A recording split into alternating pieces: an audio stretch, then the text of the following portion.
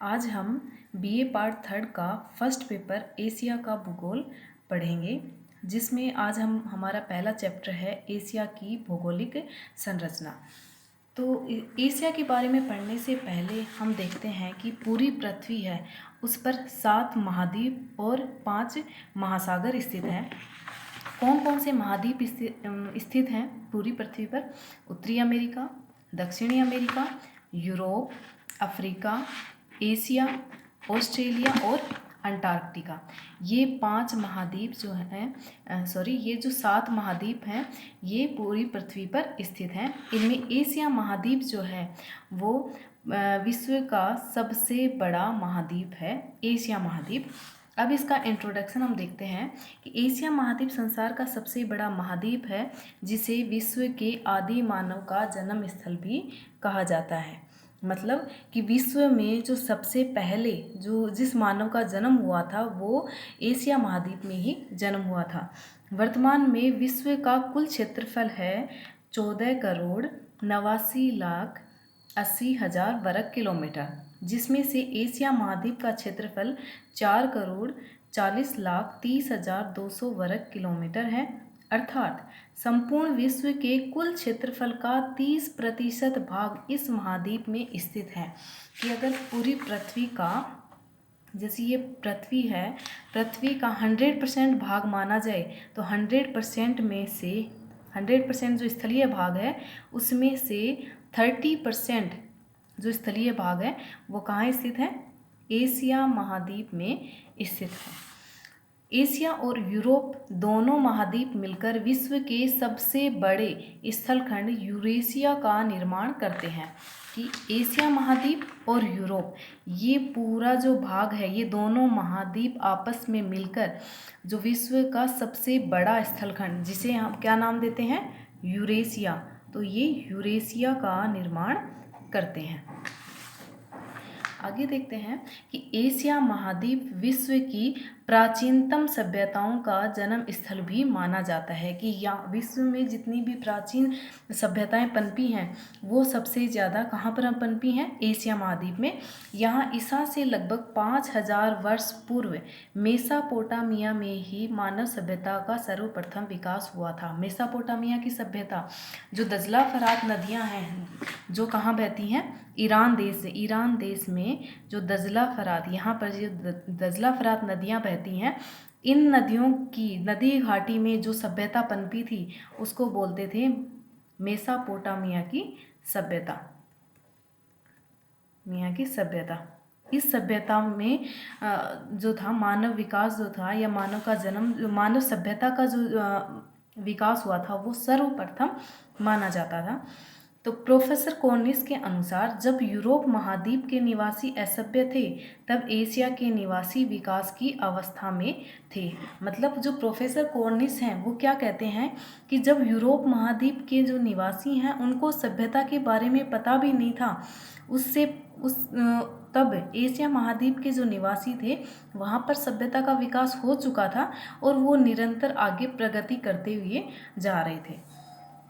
वर्तमान में देखा जाए तो एशिया महाद्वीप विश्व की जो कुल जनसंख्या है वो लगभग 760 करोड़ है, जिसमें से लगभग 447 करोड़ जनसंख्या जो है वो एशिया महाद्वीप में निवास करती है। अर्थात विश्व की जो 2/3 जनसंख्या है वो एशिया महाद्वीप में निवास करती है।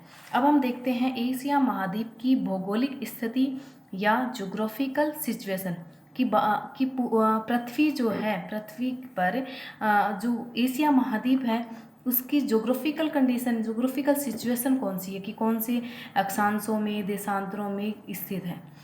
तो एशिया महाद्वीप पूर्वी गोलार्ध में स्थित है।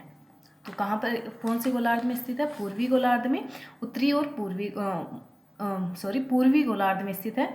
यह 10 डिग्री दक्षिणी अक्षांश से 80 डिग्री उत्तरी अक्षांश तथा 25 डिग्री पूर्वी देशांतर से 170 डिग्री पश्चिमी देशांतर के बीच में फैला हुआ है। मतलब मुख्यतः ये उत्तरी और पूर्वी गोलार्ध में फैला हुआ है मुख्यतः। बाकी दक्षिणी गोलार्ध में भी है और पश्चिमी गोलार्ध में भी इसका विस्तार है एशिया महाद्वीप का।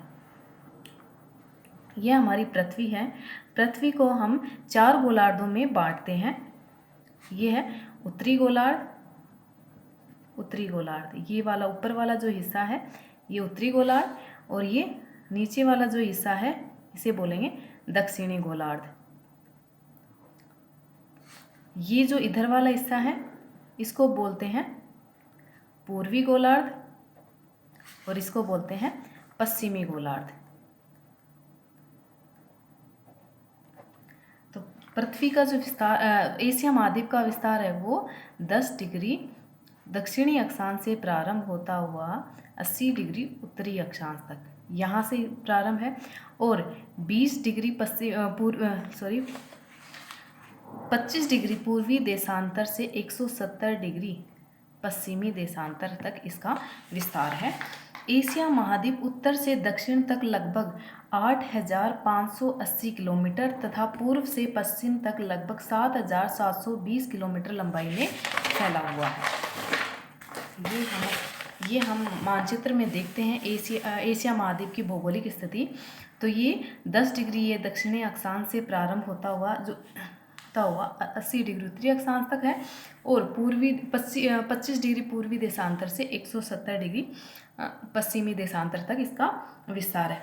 एशिया महाद्वीप जो है वो 3 ओर से समुद्र से घिरा हुआ है। ऊपर की तरफ है आर्कटिक महासागर, पूर्व की तरफ है प्रशांत महासागर, और दक्षिण की तरफ है हिंद महासागर। और एशिया महाद्वीप में जो है तटीय क्षेत्रों में कई खाड़ियाँ और छोटे छोटे सागर स्थित हैं, जो जिनमें प्रमुख हैं ओमान की खाड़ी, एक फारस की खाड़ी, जो अरब कंट्रीज़ हैं इनके पास में है फारस की खाड़ी। फिर खंबात की खाड़ी जो है ये यहाँ पर जो भारत है, भारत में गुजरात के तट पर स्थित है। गुजरात और महाराष्ट्र के बीच वाला जो तट है यहाँ पे स्थित है खंबात की खाड़ी। और मन्नार की खाड़ी जो ये भारत और श्रीलंका के बीच में पाक जल डमरू मध्य है, यहाँ पर स्थित है मन्नार की खाड़ी। बंगाल की खाड़ी, ये प्रमुख खाड़ियाँ यहाँ पर स्थित है एशिया महाद्वीप के तटीय भागों में। और सागरों में देखा जाए तो एक है बेरिंग सागर जो है वो एशिया महाद्वीप और जो उत्तरी अमेरिका महाद्वीप है इन दोनों महाद्वीपों को आपस में मिलाता है, और आर्कटिक महासागर और प्रशांत महासागर को ये अलग करता है, बेरिंग सागर। फिर है ओखोटस्क सागर, जापान सागर, पीला सागर या पीत सागर और अरब सागर, ये प्रमुख रूप से यहाँ पर छोटे छोटे सागर स्थित हैं। एशिया महाद्वीप में अनेक ज्वालामुखी स्थित है। भारत के प्रायद्वीपीय पठार का अधिकांश भाग ज्वालामुखी की लावा मिट्टी से बना है। कि भारत जो है, भारत के दक्षिणी भाग में जो प्रायद्वीपीय पठार जिसे हम बोलते हैं वो ज्वालामुखी से निकली हुई ज्वालामुखी उद्गार से जो लावा निकला था उसके जमाव से ये निर्मित हुआ है, जिसे हम दक्कन का पठार कहते हैं। एशिया महाद्वीप के प्रमुख ज्वालामुखी हैं फ्यूजियामा जो जापान में स्थित है, माउंट ब्रोमो जो जावा में स्थित है, माउंट ताल तथा मियान जो फिलीपींस में है, और कोह सुल्तान ईरान में है, और देवबंद ईरान में, और म्यांमार का प्रसिद्ध पोप्पा ज्वालामुखी है। अकेले फिलिपाइन द्वीप समूह जो है वहाँ पर ही 104 ज्वालामुखी स्थित है। तो इस प्रकार से हम इसकी भौगोलिक कंडीशन अगर हम देखें, सिचुएशन देखें, तो समुद्र से भी घिरा हुआ है, महासागरों से भी घिरा हुआ, 3 ओर से महासागरों से घिरा हुआ है, और यहाँ पर काफ़ी ज्वालामुखी भी मिलते हैं, और यहाँ जो है तटीय खाड़ियाँ भी स्थित हैं और सागर भी स्थित हैं। आगे हम देखेंगे एशिया महाद्वीप की विशेषताएँ। धन्यवाद।